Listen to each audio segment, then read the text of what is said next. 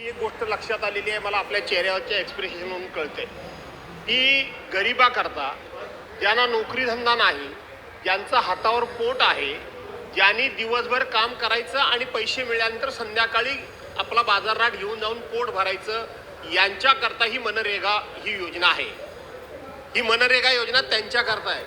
मंत्री महोदय, आज आपण एखादा कामगार बोलवायचा झाला तर त्याला ॲडव्हान्स पैसे द्यावे लागतात. ॲडव्हान्स पैसे देऊन तो कामावर येईल की नाही हे सुद्धा नक्की सांगता येत नाही. आणि अशा वेळेला हातावर पोट भरणाऱ्या कामगारांचे तुम्ही 4-4 वर्ष पैसे ठेवता. 4-4 वर्षानंतर ते पैसे आल्यानंतर ते आता आले 26/2ला म्हणून त्याचं समर्थन आपण करता. मंत्री महोदय, आपण 0.5% त्यांना 15 दिवसाच्या वरती जर पैसे देण्याकरता विलंब झाला तर आपण त्याच्यावर चार्जेस लावता. मंत्री महोदय, हे आपल्याला योग्य वाटतं का? मंत्री म्हणून गोरगरिबाच्या कामाचे पैसे, गोरगरिबाच्या हातावर पोट चालणाऱ्या सर्वसामान्य माणसाचे पैसे तुम्ही सरकार म्हणून ठेवता आणि वरती फुशारक्या मारता मोठमोठ्या की आम्ही असं गरीबाचं पोट भरतो, आम्ही अशी गरीबाला मदत करतो, आम्ही तशी गरीबाला मदत करतो. आणि मनरेगा सारखी योजना की जिचं आता जी रामजी तुम्ही करून टाकलं.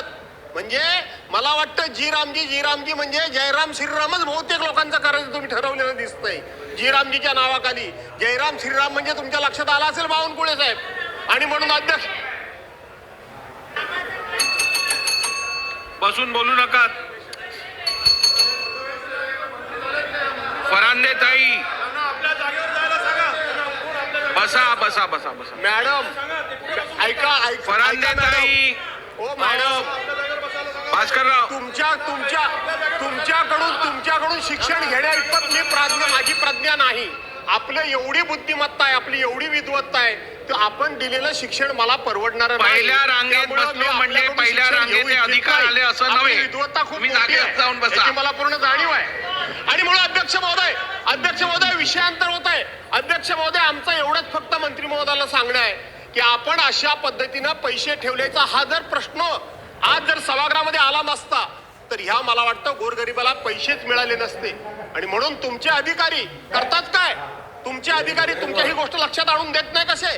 तुमचे अधिकारी या ठिकाणी त्यांचा महिन्याचा पगार जर चुकला, लाखो रुपये पगार घेणाऱ्या अधिकाऱ्यांचा जर महिन्याचा पगार चुकला तर त्यांच्या पोटापाण्याचा प्रश्न निर्माण होतो. आणि म्हणून आपल्याला सर्वसामान्य माणसाची काही देणं घेणं नाही. या सर्वसामान्य माणसाची तुम्ही प्रत्येक सण सोमवार गेल्या 4 वर्षामध्ये आपण काळी दिवाळी केलीत. म्हणून आपला निषेध म्हणून आम्ही या ठिकाणी सभागृहामध्ये वॉकआउट करतो.